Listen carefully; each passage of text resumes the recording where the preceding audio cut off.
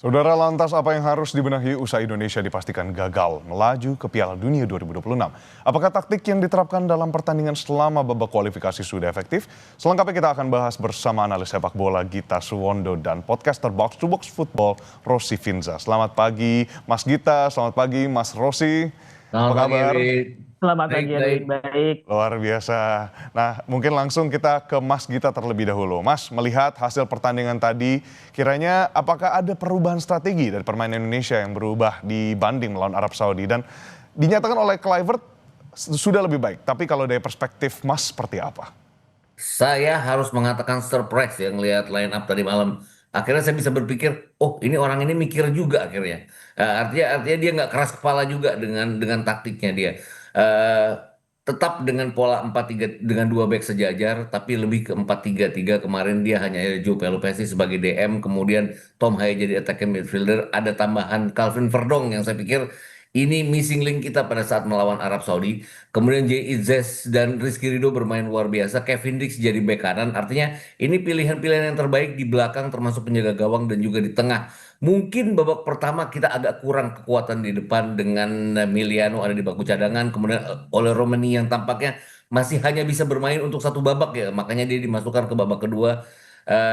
Dan Ricky Kambuaya yang juga tidak terlalu bermain baik dibandingkan biasanya justru kali ini. Tapi secara keseluruhan sebenarnya ini tim terbaik yang dimiliki Kluivert dan harus diajukan jempol dengan pilihannya dia. Untuk pertama kalinya dalam 4 pertandingan menghadapi Irak kita bisa mereduce kekuatan Irak sehingga mereka hanya menghasilkan dua shot on target sepanjang pertandingan. Biasanya mereka terus membombardir pertahanan kita, tapi tidak kali ini. Walaupun hasilnya tetap tidak berjalan sesuai dengan keinginan masyarakat Indonesia dan juga keinginan Kluivert sendiri dan juga tim pastinya. Wah, oke. Nah, ini tadi disebut dari 4 pertandingan, berarti kali ini juga akhirnya ada kepala yang diputar gitu ya Mas ya, otak yang akhirnya berjalan Iya. sinkron untuk akhirnya memecah pertahanan dari Irak. Nah, Iya. kalau untuk Mas Rossi sendiri, Mas bagaimana Anda melihat taktik yang ditetapkan oleh Patrick Kluivert dan diterapkan di lapangan? Lalu sebenarnya kalau kita mau berbicara apple to apple, apakah ada perbedaan signifikan dengan taktik yang waktu itu diterapkan oleh Shin Tae-yong? Kalau secara apple to apple dengan Sintayong jelas ada perbedaan ya, karena kalau melihat bagaimana Patrick Kluivert bekerja, terus kemudian Sintayong dulu bekerja, terlihat jelas gimana Patrick Kluivert berusaha lebih proaktif ketimbang Sintayong yang dulu lebih pragmatis gitu. Jadi sebenarnya sih kalau buat saya pribadi antara proaktif atau pragmatis itu ada plus minusnya sendiri. Tinggal bagaimana menerapkan di lapangan apa namanya pola-polanya itu udah tepat atau belum gitu. Sebagai contoh, ketika kita menghadapi Arab Saudi, kita main dengan formasi 4 back, tapi kerapatan antar lininya kurang terjaga. Makanya kemudian kita memberi banyak ruang untuk para pemain Arab Saudi gitu. Dan dari situ kemudian mereka mendapatkan peluang dan akhirnya mencetak gol gitu. Sementara ketika menghadapi Irak semalam, formasinya sama dengan 4 back juga gitu. Tadi sudah dijelaskan, dipaparkan oleh Mas Gita. Tapi yang membedakan di pertandingan melawan Irak itu saya melihat bagaimana coach Patrick Kluivert bisa membuat gap antar lini yang tadinya ada pada pertandingan melawan Arab Saudi itu menjadi hilang, menjadi nihil sama sekali. Dan itu yang sebenarnya bikin kita bagus sekali tampil di babak pertama. Irak kesulitan untuk membongkar pertahanan kita, kesulitan untuk membangun serangan dari lini tengah, sampai kemudian di babak kedua Graham Arnold pelatih mereka memasukkan Zidane Iqbal, dan saya kira itu yang mengubah permainan Irak pada babak kedua. Seperti itu kira-kira. Oke, berarti artinya di laga awal Indonesia sempat menekan ya di awal, tapi kenapa bisa kecolongan Betul. akhirnya untuk Mas Gita? Tadi Mas Gita bilang di awal kurang, tapi sebenarnya kalau kita lihat menekan gitu Mas. Ya, sebenarnya kalau kita lihat di babak pertama sih kita tidak dapat peluang. Itu aja intinya. Ada peluang dari Mauro Silva kayak yang kemudian menyamping, tapi selebihnya kita tidak dapat peluang. Tapi kita menguasai jalannya pertandingan jelas. Midfield itu punya kita.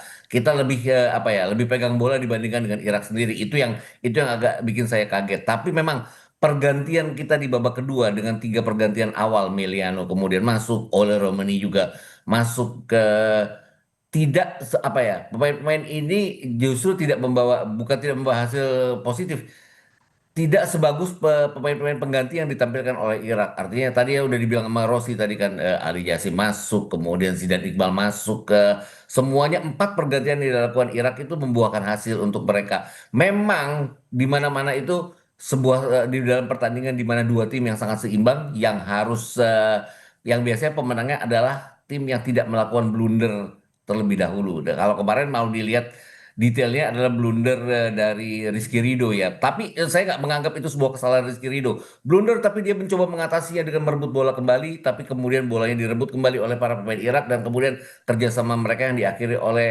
Zidane Iqbal yang membuahkan hasil.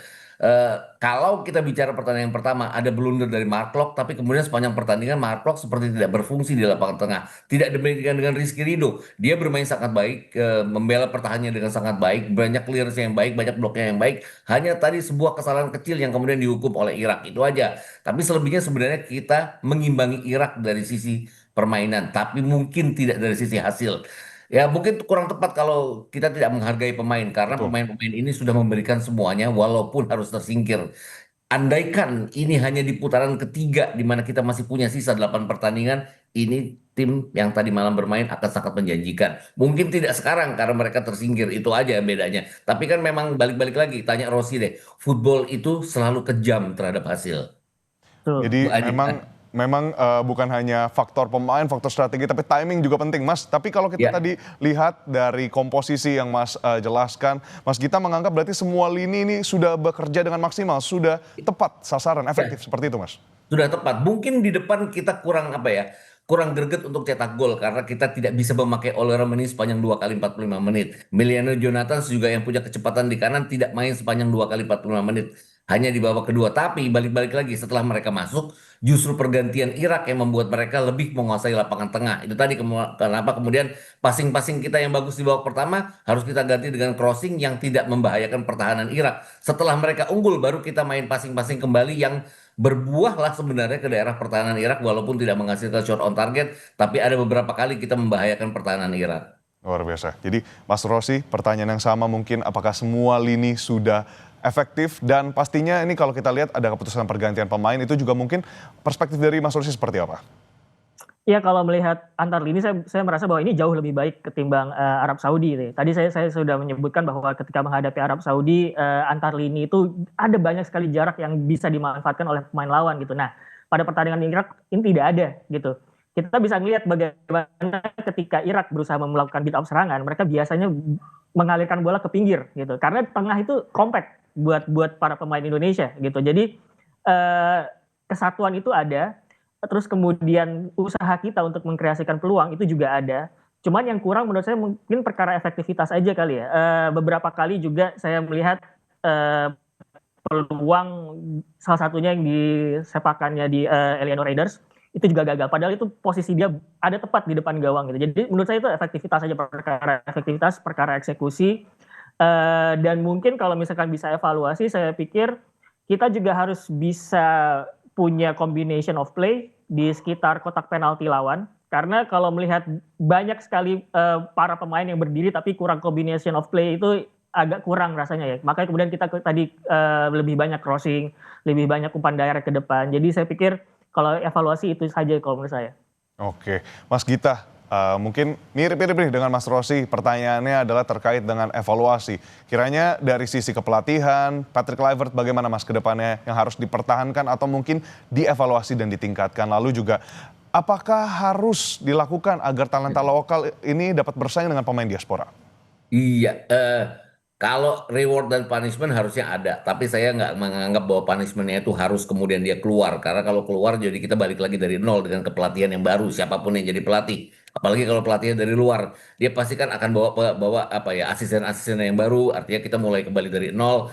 Ini kedepannya ada AFF tahun 2026, ada Piala Asia di bulan Januari, 7 Januari 2027 sampai 5 Februari 2027. Artinya disinilah ujian bagi Clever sesungguhnya apakah dia bisa memainkan permainannya sepanjang pertandingan seperti halnya yang sama dengan tadi. Kalau boleh dibilang ini salah satu permainan terbaik yang dia tampilkan sejauh ini. Dan dari 8 pertandingan di mana dia salah pasang pemain, salah formasi 4 kali dengan kekalahan, baru kali ini dia kalah dengan dia formasi yang tepat. Jadi masih jangan di apa ya, jangan, saya nggak setuju juga dengan tagar dia out karena masih harus apa ya, harus diuji lagi apakah dia pantas atau tidak dan hanya dari turnamen itu dia bisa melakukan. Tapi AFF tahun 2026 dia tidak akan bisa memakai para pemain diaspora karena tidak akan diizinkan oleh klub. Itu yang membuat saya pikir kalau dia diperpanjang atau dipertahankan, dia harus sering ada di turnamen-turnamen Super League, BRI Super League di liga domestik kita untuk memantau para pemain. Jadi terutama di lini depan ya, karena sejauh ini kan kita punya Bagaskara dari Dewa United, punya striker-striker yang bisa terlihat lah dengan dia banyak memantau, bisa mempoles pemain-pemain ini. Ramadan Sananto tadi dimasukkan karena situasinya adalah kita harus mencatat kemenangan, dia menggantikan Joe Pelupesi. Ada banyak Ramadan dan Ramadan Sananta yang lain yang ada di liga kita yang bisa diperhatikan oleh Clever dan timnya untuk kemudian mencoba dimainkan di tim nasional. Karena FIFA Match di bulan November nanti akan ada 2 pertandingan, pilihan pertandingan dari federasi yang juga harus bagus. Jangan sampai kita hanya menghadapi pertandingan-pertandingan dengan lawan yang lemah, seolah-olah kita menang, tapi sebenarnya tidak ada hasilnya. Seperti halnya pada saat kita mengalahkan China Taipei di bulan September lalu. Oke, jadi otak, tubuh semua harus sinkron. Nah, kalau untuk Mas Rossi tadi melihat ada beberapa pertandingan ke depannya, salah satunya Piala Asia yang kita nanti-nantikan, apakah ini jadi ajang untuk Patrick Kluivert akhirnya membuktikan kalau evaluasi ini nyata, dan terkait dengan line up seperti apa, Mas?